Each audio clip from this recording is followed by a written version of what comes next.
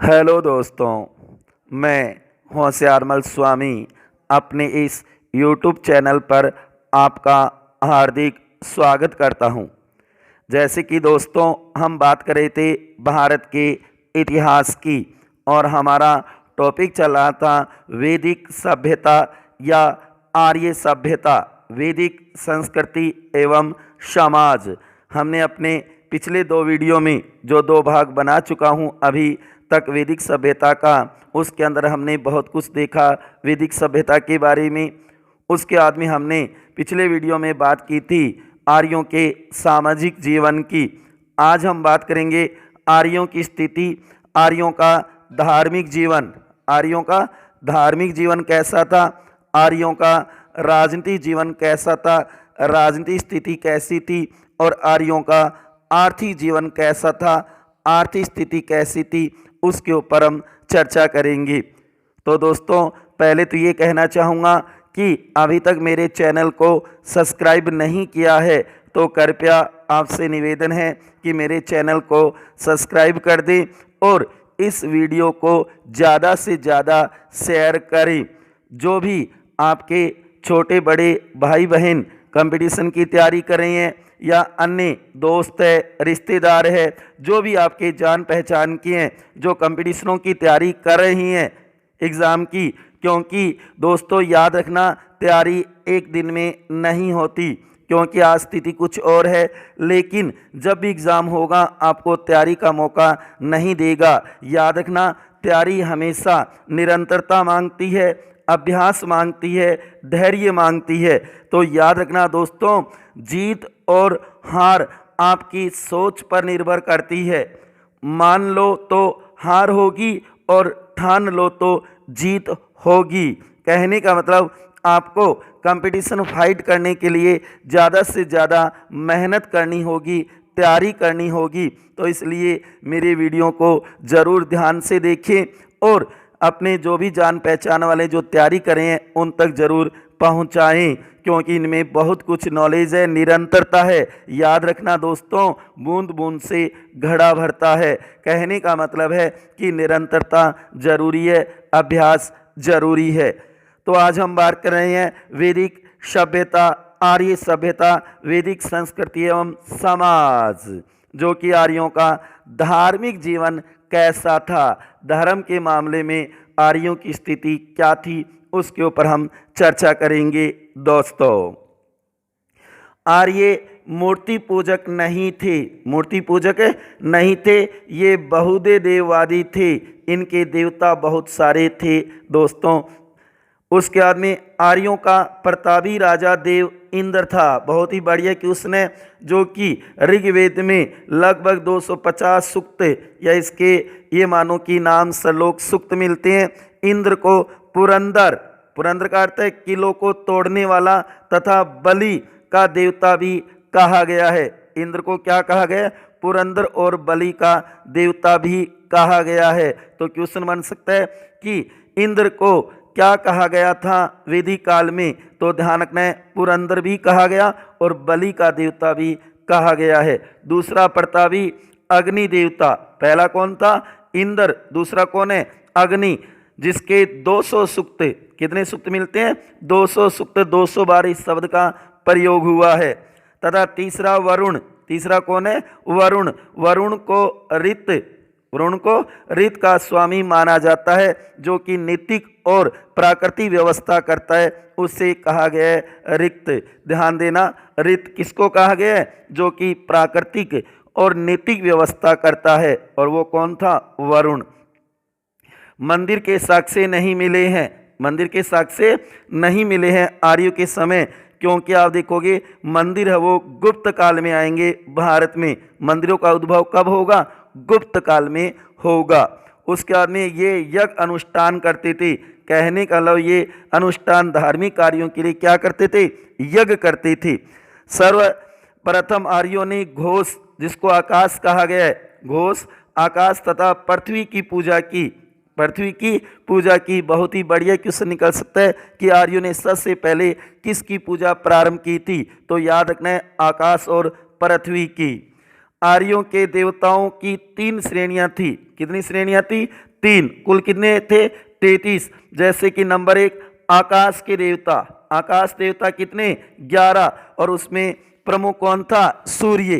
प्रमुख कौन होगा? सूर्य होगा आकाश का। इसके अलावा भी सूर्य के बाद में घोष है, वरुण है, मित्र है, पुष्सन है, विष्णु, सवित है, आदित्य है, उषा है, अश्विन है।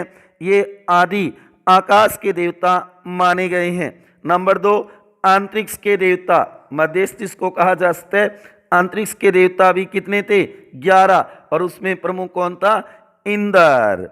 अंतरिक्ष का देवता प्रमुख कौन था? इंद्र। इसके अलावा भी रुद्र है, मरुत है, वायु है, प्रजन्य है, आप है, मातस्विन है। ये भी अंतरिक्ष के देवता थे। उसके बाद में नंबर 3 पृथ्वी के देवता। पृथ्वी के देवता कितने? 11। जिनमें प्रमुख था अग्नि। प्रमुख कौन सा था? अग्नि। इसके अलावा सोम, पृथ्वी, बृहस्पति, सरस्वती आदि पृथ्वी के देवता माने गए हैं। कहने का मतलब कुल 33 थे। 11 आकाश के, 11 अंतरिक्ष के और 11 पृथ्वी के। आकाश में प्रमुख कौन? सूर्य। अंतरिक्ष में प्रमुख कौन? इंद्र। और पृथ्वी में प्रमुख कौन? अग्नि। इसको जरूर ध्यान में रखना है। पूछा जा सकता है कि आकाश का प्रमुख देवता कौन सा था, तो इसके लिए आपको जरूर ध्यान में रखना है दोस्तों कि कौन सा देवता किससे संबंधित था। कुल कितने थे? 33। क्योंकि आर्य बहुदेववादी थे। आर्य क्या थे? बहुदेववादी थे। तो ये जरूर आपको ध्यान में रखना है मेरे दोस्तों। ऋग्वेद में उषा, अदिति, सूर्य आदि देवियों का उल्लेख भी मिलता है। कौन कौन? उषा, अदिति, सूर्य आदि देवियों का उल्लेख भी मिलता है उस समय। उसके बाद में अर्याणी। अर्याणी ऋग्वेदिक काल में जंगल की देवी थी। ध्यान रखना, किसकी थी? जंगल की देवी मानी जाती है उस समय, आर्यों के समय या ऋग्वेद के समय। उसके बाद में आप देखोगे पुष्सन। पुष्सन ऋग्वेदिक काल में पशुओं के देवता थे, जो उत्तर वैदिक काल में शूद्रों के देवता हो गए। किसके हो गए? शूद्रों के देवता बन गए थे। उसके बाद में मरुत। मरुत कौन था? आंधी तूफान का देवता है। उसके बाद में प्रजन्य कौन था? वर्षा का देवता। जो वर्तमान में हम इंद्र को मानते हैं, उस समय प्रजन्य को वर्षा का देवता मानते थे। सोम को पेय पदार्थ का देवता मानते थे। सोम को पेय पदार्थ का देवता मानते थे उस समय आर्य। सरस्वती जो कि नदी देवी, नदी तमा कहा गया है ना, नदी देवी, और बाद में किसकी देवी बन गई? विद्या की देवी बन गई। तो ध्यान देना, सरस्वती नदी देवी थी। ऋग्वेद के एक मंत्र में रुद्र शिव को, रुद्र भगवान शिव को त्र्यंबक, त्र्यंबक कहा गया है। अदिति देवता की माँ थी।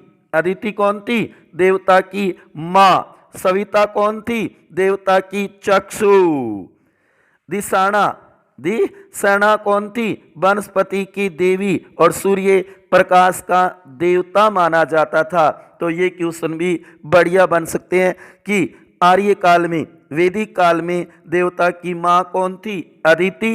देवता की चक्षु किसको माना? सविता को। वनस्पति की देवी किसको? दिशना को। प्रकाश का देवता सूर्य।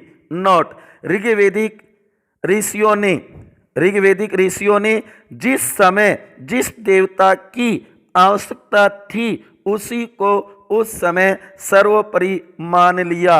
जिस देवता की आवश्यकता थी उसी को सर्वोपरि मान लिया था। तो ये थी आर्यों की धार्मिक स्थिति या धार्मिक जीवन, जिसमें याद रखना है आर्य मूर्ति पूजक नहीं थे, यज्ञ अनुष्ठान करते थे।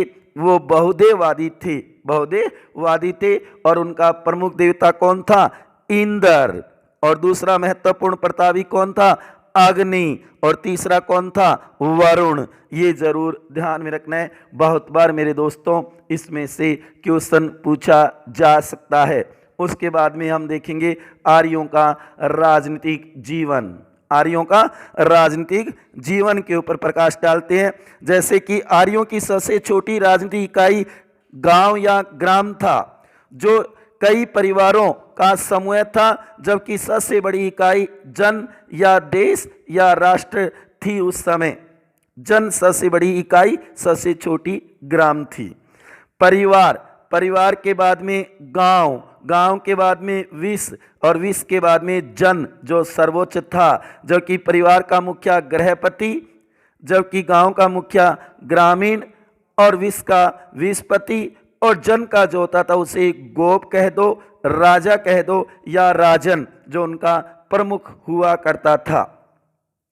ऋग्वेद में राजा का पद आनुवंशिक हो चुका था, आनुवंशिक हो चुका था। पिता के बाद उसका बेटा, उसके बाद उसका बेटा, उसके बाद उसका बेटा, इस तरीके से आनुवंशिक था। लेकिन राजा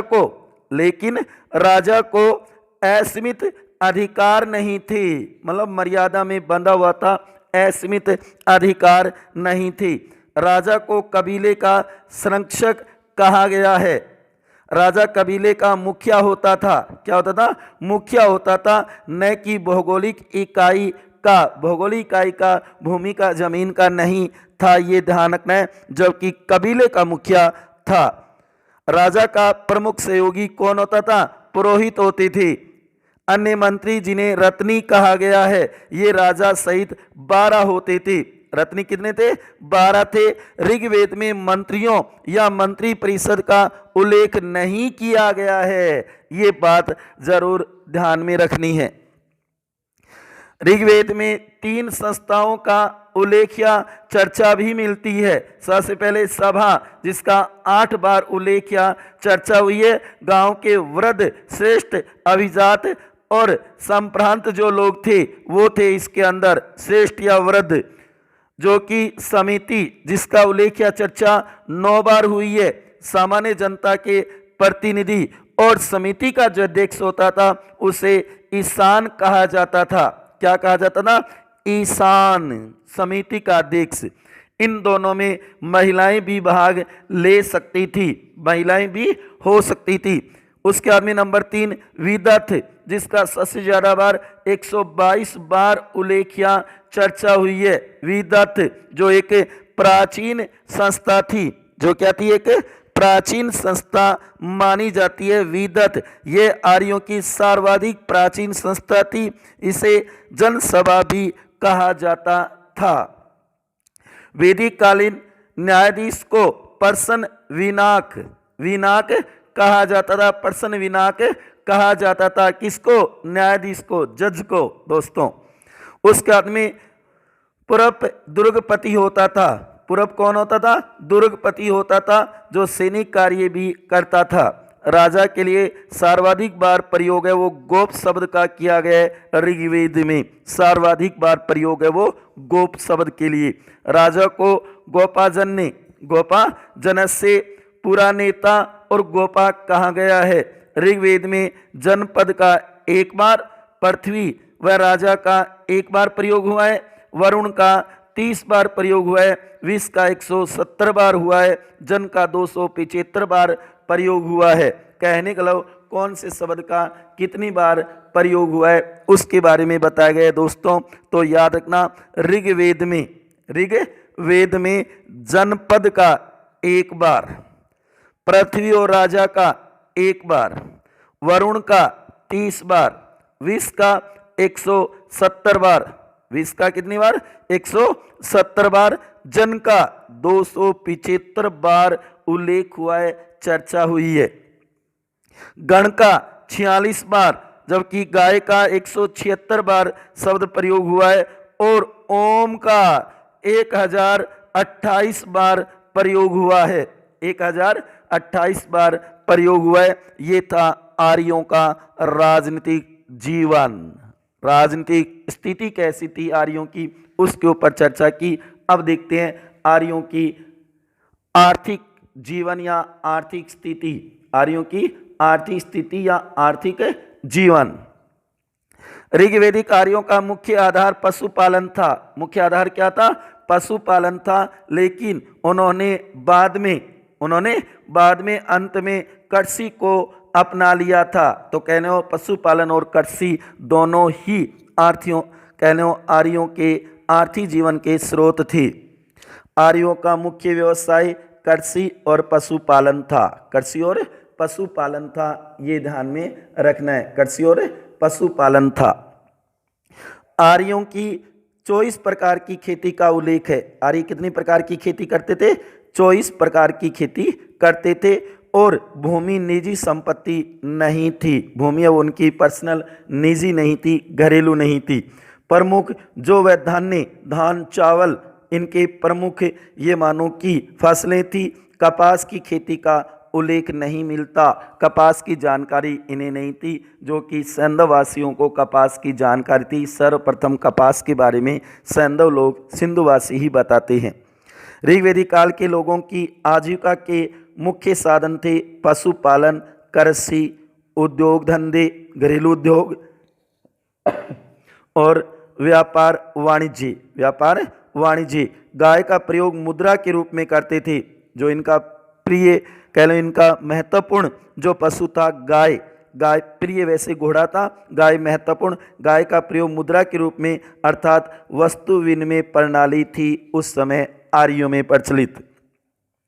उसके बाद में नंबर 7, व्यापारियों को पणी कहा जाता था। जो व्यापारी होते थे उसे पणी कहा जाता था। तो आर्यों का आर्थिक जीवन हमने देखा। इसमें एक बात जरूर हमें ध्यान में रखनी है कि आर्यों का प्रमुख व्यवसाय पशुपालन और कृषि था। पशुपालन और कृषि था। प्रमुख फसलें जो धान्य चावल इनकी प्रमुख ये मानो फसलें थी। ये हमने देखा। उसके बाद में अंत में देखते हैं वैदिक कालिक कुछ शब्दावली कि प्राचीन समय में उसे किस नाम से जाना जाता था और आज उसे क्या कहा जाता है, उसके बारे में देखते हैं। शब्दावली ऋग्वेदिक कालीन प्राचीन नाम और आधुनिक नाम। उर्वरा जोते हुए खेत, कृषि योग्य भूमि है, उसको कहा जाता था उर्वरा। उसके बाद में लांगल को क्या कहा जाता था? हल। वर्तमान में हल है और प्राचीन नाम है लांगल। ये प्राचीन नाम है और ये आधुनिक नाम है। बेकनाट किसको कहा जाता था उस समय? ध्यान देना कि सूदखोर या ब्याजड़िए जो होते थे, ब्याज जो लेते थे, उन्हें कहा गया था बेकनाट। उसके बाद में कृतिवासा किसको? चरम धारण करने वाले को कहा जाता था उस समय। उसके बाद में प्रजन्य बादल को कहा गया। निषक जो कि सोने का टुकड़ा, आभूषण या सोने का जो हार होता था, उसे निषक कहा जाता था। अवत किसको?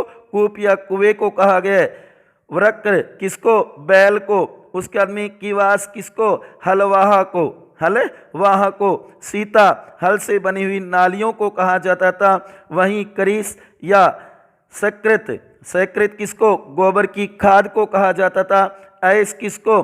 तांबे व कांसे के लिए शब्द प्रयोग हुआ है ये। उसके बाद दात्र हंसिया को। वहीं उग्र पुलिस को और स्पश किसको? गुप्तचर को। ये प्राचीन शब्दावली है। दोस्तों हमने देखा कई बार पूछा जा सकता है कि उस समय वैदिक काल में आर्यों के समय इसे क्या कहा जाता था। तो ये देखा हमने वैदिक संस्कृति और सभ्यता में आर्यों का धार्मिक जीवन, आर्यों का राजनीतिक जीवन और आर्यों का आर्थिक जीवन। और अंत में यही कहूँगा, सदा हंसते रहो, सदा मुस्कुराते रहो। तो ये अपने नोट्सों में नोट कर सकते हो कि वैदिक संस्कृति और समाज में आर्यों का धार्मिक जीवन, आर्यों का राजनीतिक जीवन और आर्यों का आर्थिक जीवन, जबकि हमने पिछले वीडियो में सामाजिक जीवन पढ़ चुके थे। तो हम बात कर रहे थे दोस्तों वैदिक सभ्यता व संस्कृति की। और अगले वीडियो में मिलते हैं जिसमें हम देखेंगे उत्तर वैदिक काल और उसके साथ साथ में हम बात करेंगे वैदिक साहित्य की क्रम से। सबसे पहले 4 वेद, उसके बाद में ब्राह्मण ग्रंथ, उसके बाद में आरण्यक, उसके बाद में उपनिषद या वेदांत और उसके बाद में वेदांग। ये क्रम से हम वैदिक साहित्य पढ़ेंगे अगले वीडियो में। तो मिलते हैं अगले वीडियो में। तब तक दोस्तों धन्यवाद। खुश रहिए, मस्त रहिए, हंसते रहिए, मुस्कुराते रहिए।